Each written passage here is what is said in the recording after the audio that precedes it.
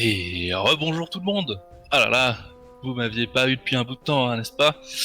Bon, du coup, vu que j'ai beaucoup parlé, je vais tout de suite passer à la présentation de la personne avec qui je suis. Je suis actuellement en compagnie de Biwix. Salut Biwix, comment ça va? Eh bien, bonjour, ça va bien et vous?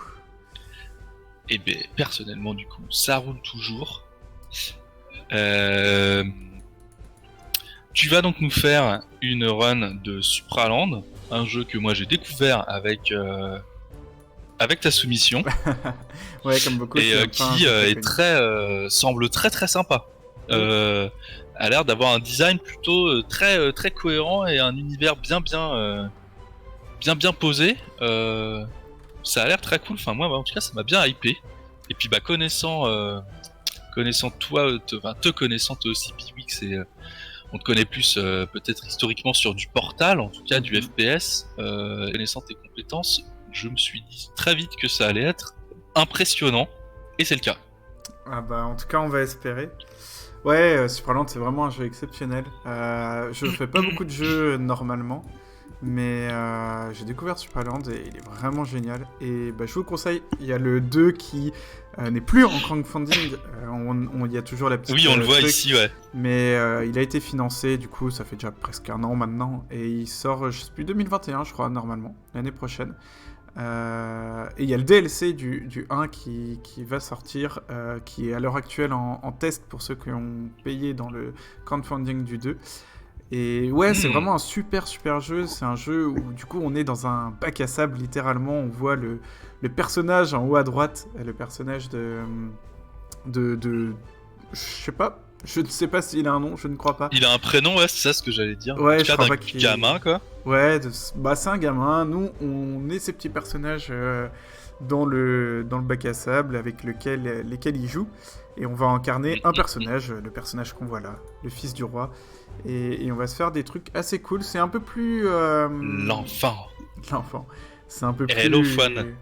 un peu plus calme que ce que je peux faire sur d'autres jeux. Mais ça reste méga cool comme run. En tout cas, ça va être plus progressif. Bah, je te propose qu'on envoie. On aura un petit peu le temps peut-être de raconter... Enfin, de voir des éléments un peu de lore et de scénario quand tu feras le jeu aussi. Déjà, on a une scène d'intro, il me semble, Ouais, qui on a pose une bien le scène d'intro, décor. on va pouvoir voir le scénario à ce niveau-là. Après, de toute façon, le scénario, enfin, le scénario est très basique, mais ensuite le gameplay est très profond et super cool. Ouais, Enfin, très profond. clairement. On verra que Là, il y a beaucoup de mécaniques en tout cas. Et ce qui est cool, c'est que au fur et à mesure de la run, on récupère des accessoires, donc ça crée de nouvelles mécaniques et des nouvelles choses. Et donc c'est plutôt sympathique. Yes. Alors j'ai fait deux petites sauvegardes. Il y a deux petites sauvegardes parce qu'il y a deux endroits globalement où je peux softlock. On sait jamais. On a préféré faire des sauvegardes, alors normalement ça devrait pas arriver. J'ai le record du monde du jeu en 15 minutes 47. Mais bon, ouais, on sait jamais. C'est hyper rapide en plus. Et donc on est en no major glitch également parce qu'il y a un glitch pour voler, sauf que ça rend la run assez ennuyante. Et en plus la route n'est plus faisable. Le glitch est toujours faisable, mais la route comme elle a été faite n'est plus faisable. Parce qu'il y a des petites choses qui ont évolué. Ce sont pas vraiment des patchs. Les développeurs aiment le speedrun. Sur le Discord officiel du jeu d'ailleurs, il y a un salon speedrun. Et d'ailleurs on n'a pas créé d'autres Discord du coup. Ils aiment le speedrun, mais ça n'empêche que ils font évoluer leur jeu parce qu'il y a des bugs qui impactent des gens qui jouent normalement et tout ça.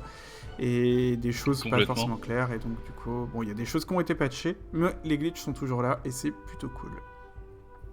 Nice. Enfin voilà, on va pouvoir lancer ça. Ouais, let's go. Tu t'es à l'aise à parler en runant ou ça te demande quand même pas mal de concentration? Non, j'ai l'habitude de commencer mes runs. Ok, nickel. Mais ouais, c'est clair que voilà, c'est ça. Quand je disais tout à l'heure, design cohérent, univers cohérent et tout, c'est vrai que voilà, voilà, on va le voir tout de suite. Ce qui a été créé comme univers, c'est hyper riche, quoi. Ouais, c'est hyper riche. Voilà, on est dans un bac à sable de gamin, et plus on se rapproche, tu as de loin, bon, tu vois qu'il y a quelques détails, viteuf.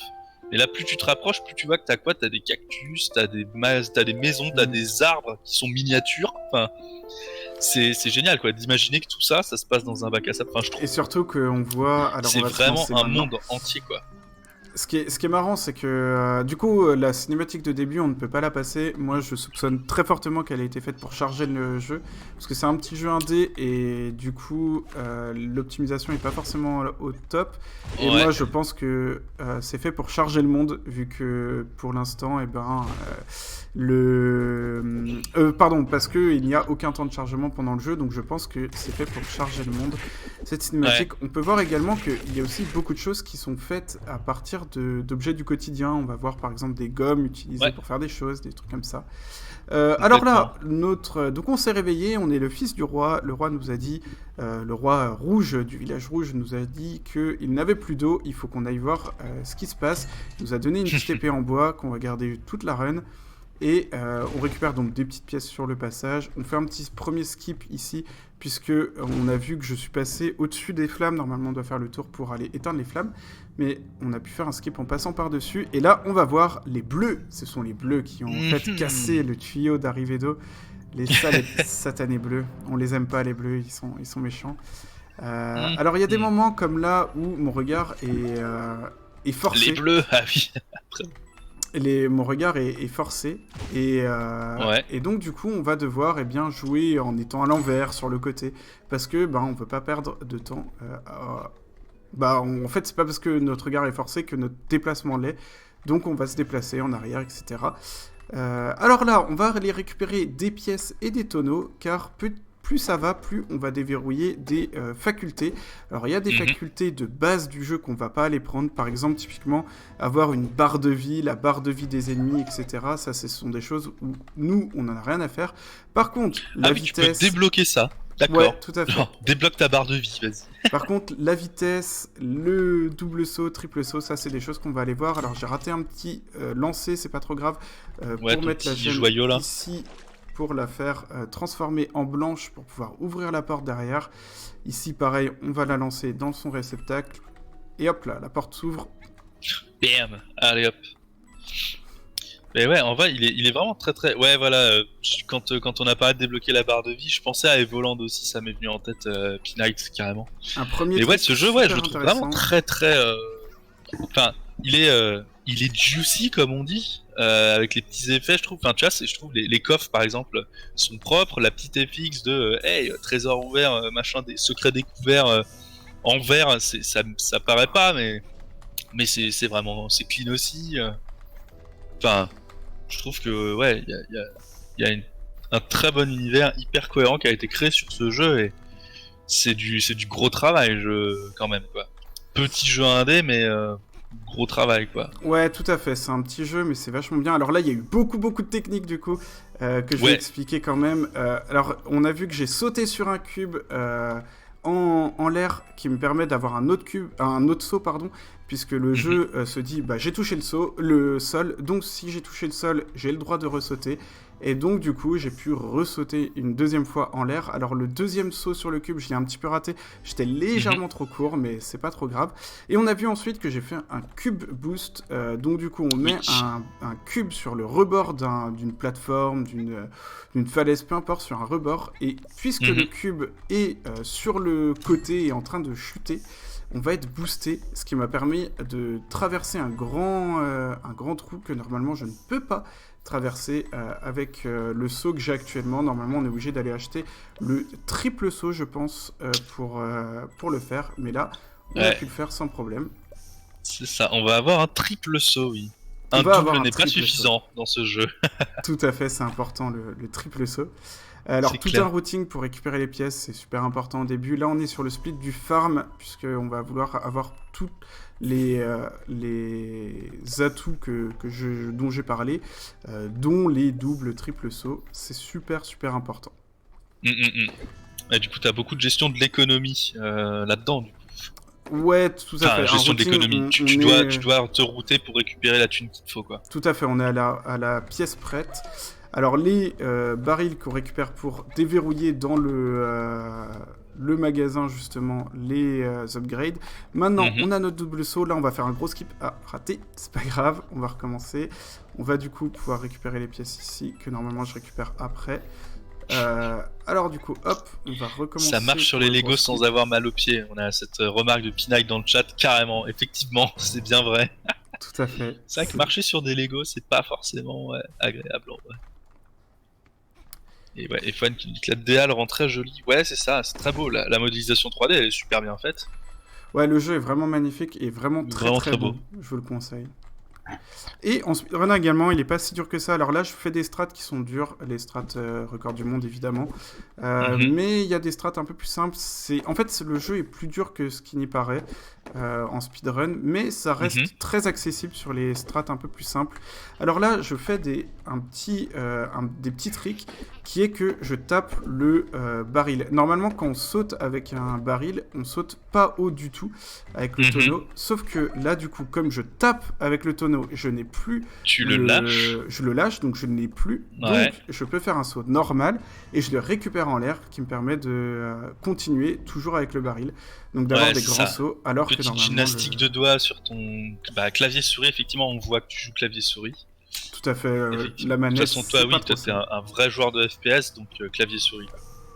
Alors là, on va faire un skip important. Le cube est tombé. S'il te plaît, le cube. Ouais, ça m'arrive rarement, ça arrive. Alors là, on va faire un skip. Normalement, on est obligé d'aller sur la droite. C'est un peu long d'aller sur la droite. Et surtout, ça nous fait toucher des triggers. Et là, on veut ne toucher aucun trigger. Alors, on est rentré un petit peu dans un cube. On a vu les textures sont fait n'importe quoi. Clairement. On va ici où clairement on n'est pas censé y être du coup. On a sauté dans des murs invisibles. On arrive directement en haut ici alors que normalement on est tout en bas. Hop. On va pouvoir continuer assez simplement. On récupère des pièces. Alors là, vous avez peut-être remarqué qu'à un moment en l'air, j'ai évité une pièce car il ne faut pas toutes les récupérer. Là en l'occurrence, on en veut 5 précisément. C'est pour beaucoup plus loin dans la run. Ici, on récupère du coup un nouvel accessoire qui est une arme qui tire, qui nous permet d'ouvrir des portes et de tuer des ennemis. Et on va réutiliser le checkpoint, comme je disais. On est dans l'écran noir, mais on peut quand même se déplacer. C'est pour ça que j'ai pu aller plus vite récupérer le petit tatou qu'on me donne, qui est d'augmenter la capacité de mon porte-monnaie.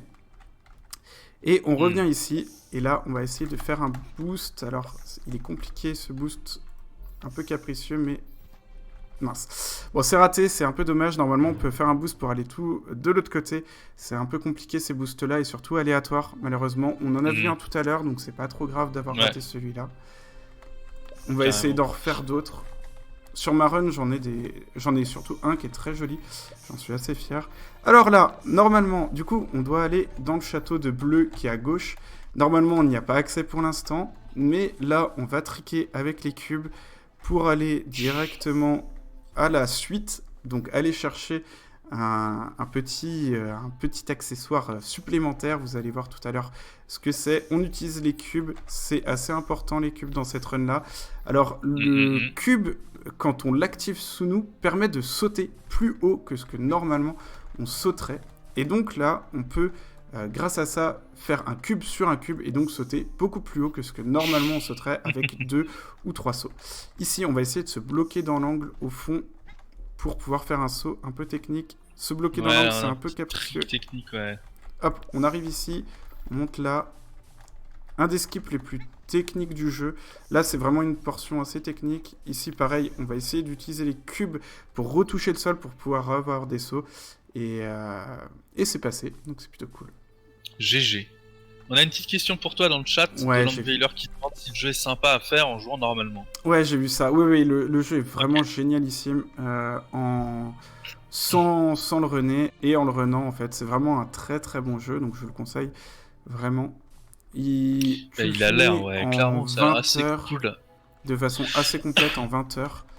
Pas le 100%, mais assez complète en 20 heures. Il est pas cher, il doit être à 15 €.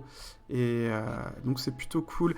Ici, on est en OOB plus ou moins. Du coup, le sol ici glisse. On va, grâce à ça, récupérer beaucoup de vitesse pour aller très loin et essayer, j'ai encore raté, de garder la vitesse en touchant le sol. On peut te sauter, mais c'est vraiment à la frame et c'est obligatoirement à la barre espace. Yes. Et donc du coup, c'est extrêmement dur. Sur le record du monde, évidemment, je l'ai, mais c'est compliqué.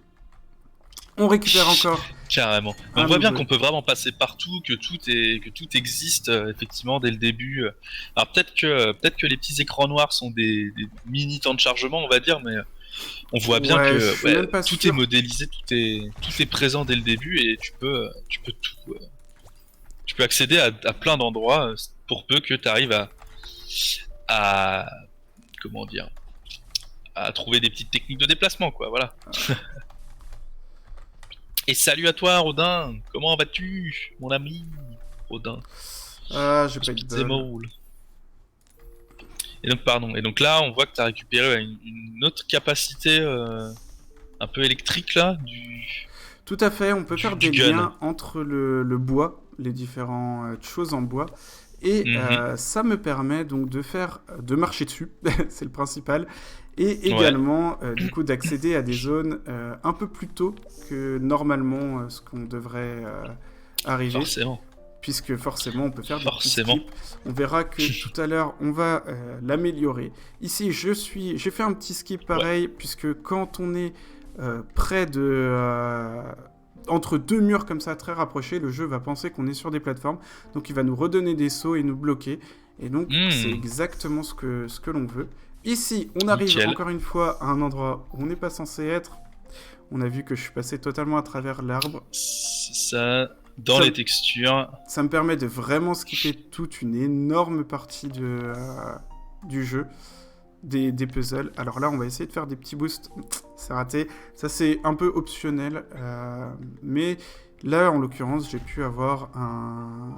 Enfin, j'ai pas eu, mais je peux normalement avoir des boosts pour aller tout de suite au fond. Et une nouvelle mécanique qui est cette bulle jaune. La balle jaune. Alors, là, ça va être dangereux. Il faut pas que je la perde, sinon on va récupérer une sauvegarde.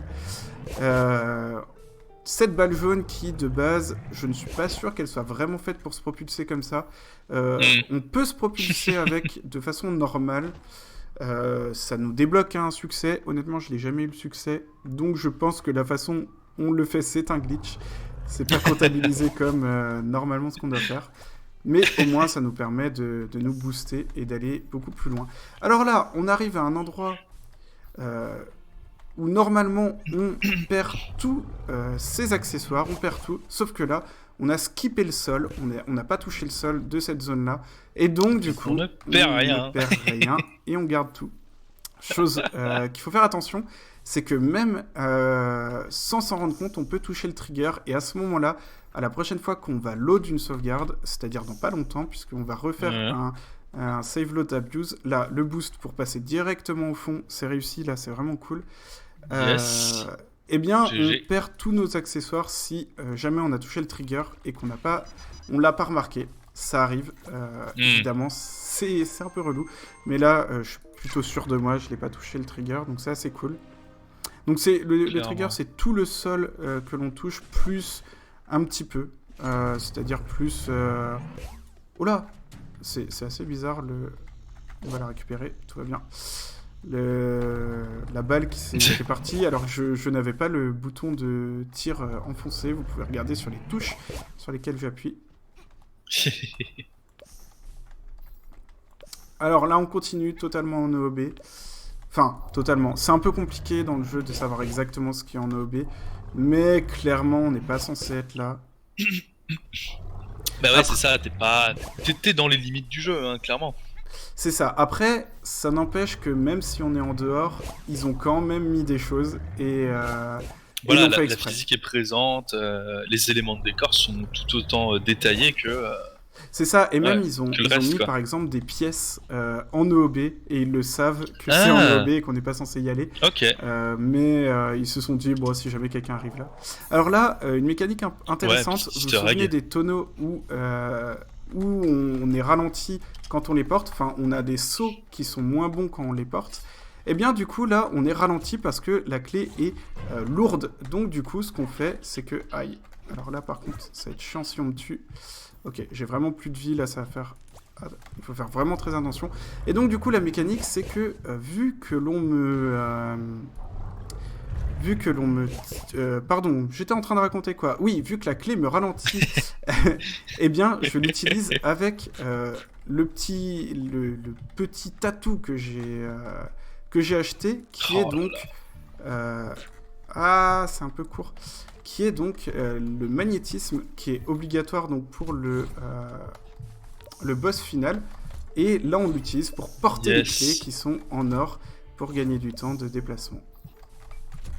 Yes, là, carrément. Okay. Et là, on a eu pareil, un petit enchaînement tricky avec ce nouveau pouvoir du canon qui te permet d'envoyer des projectiles sur lesquels tu peux te TP, c'est ça? Voilà, c'est ça. Et là, on va faire un des tricks les plus durs du jeu, du coup, grâce à ce canon. Ouais.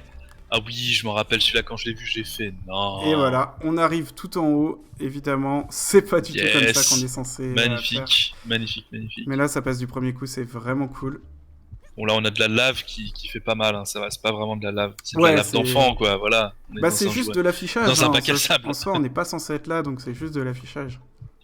Et qui plus est. Et là, on arrive au boss final, on a perdu la balle jaune, donc les skips, enfin les endroits où je softlock sont passés. Donc c'est plutôt cool. Et là, on va perdu la balle jaune parce que si tu la récupères pas, du coup, d'accord, tu la perds.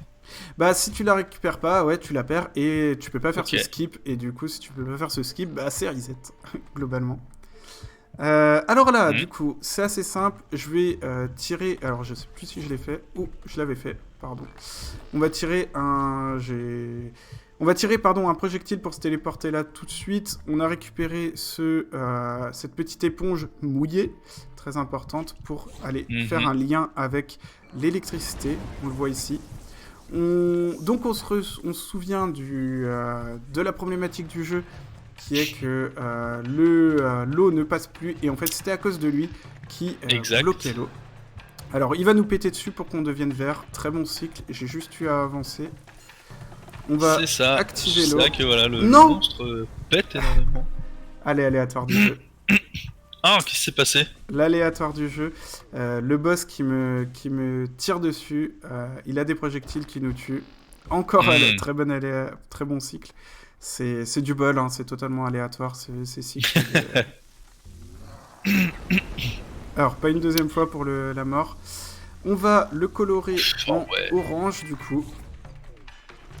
Pour ensuite lui envoyer. Tu t'élèves dans les airs là, ça se fait. J'utilise du coup la mécanique qui est de la ceinture magnétique du coup, puisque le pilier est en métal. D'accord.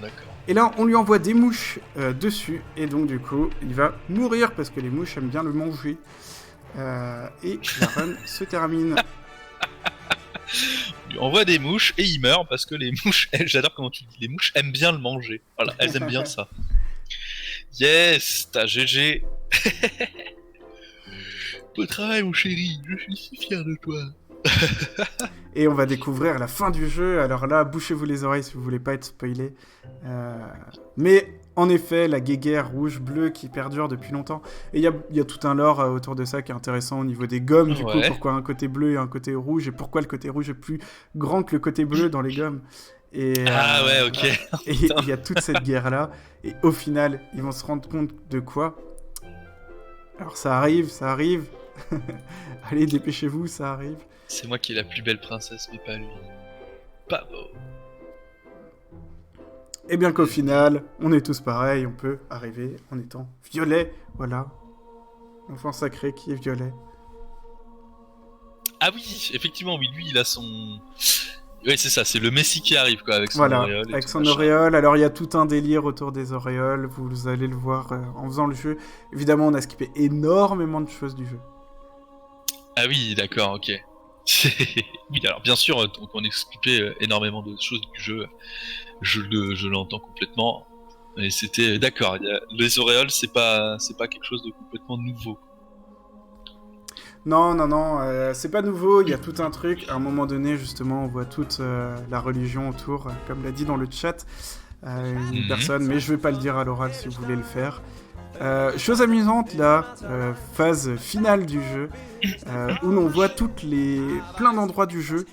Et ce qui est drôle, c'est que je n'ai rien fait. Tous les coffres sont fermés. Toutes les situations qui normalement se débloquent et font des choses ne sont pas faites. Et du coup, tout reste... normal. Et c'est pas du tout normal, évidemment. En théorie, vous êtes censé avoir fait plein de choses ici, et les situations qu'on voit dans cette cinématique sont pas celles-là. Merci en tout cas pour tous les GG dans le chat. Là, par exemple, l'étagère où on est censé avoir des choses, récupérer des choses, eh bien, elle est vide. Elle est complètement vide. Nice, bah franchement Bibi super cool, c'était très très riche comme run, hein, effectivement. Le jeu juste tough quand tu le fais vanilla, il est ça dure combien de temps à peu près? Il dure combien de temps? Environ 20 heures pour le faire, pas en 100%, mais en le complétant plutôt bien. Ouais, donc voilà, 20 heures versus 15 minutes. Bah, c'est fat quoi, comme différence, clairement. Et en quoi. No Major Glitch, le okay. 10% est en 7 minutes, avec un glitch où on vole avec les objets. Mais... Et chose amusante, très cool, alors je ne sais pas si je peux vite finir alors on va... Haha, j'aurais dû garder. Parce que j'aurais bien aimé vous montrer après le générique, un petit truc marrant du fin du jeu. Mais je sais pas si le générique est encore très long ou pas. Ce qu'on va faire, c'est qu'on va peut-être on va peut-être éviter les écarts, mais... Ouais, on va retourner dans le menu et on va relancer la sauvegarde. Et je pense que ça va compter comme terminé, du coup. Je vais sans doute respawn dans le lit, en théorie. Vas-y. J'espère vraiment, en tout cas, que ça l'a fait. Yes.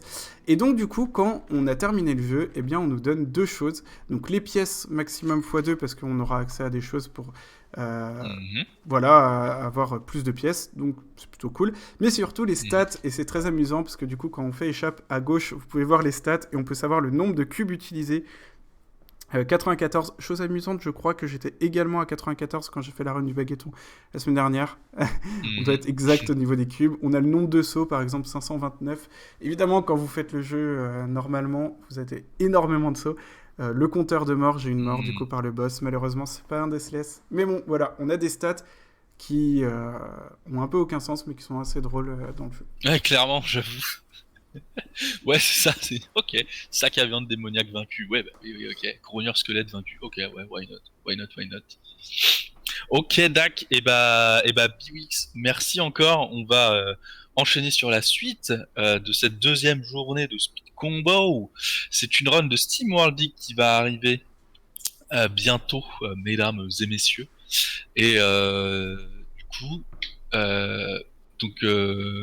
voilà, là, je rate mes transitions, c'est pas vrai, ça c'est fou. Mais en tout cas, voilà, c'était merci encore à toi, Biwix, c'était vraiment très cool. Et merci pour la run. Et voilà. Et bah de rien, c'était un plaisir. Nickel. Et bah du coup, ne bougez pas, on se retrouve très vite. Et puis bah Biwix, du coup, ouais, à la prochaine dans ce cas. Et oui, à la prochaine. Dans le chat. Ciao. Ciao.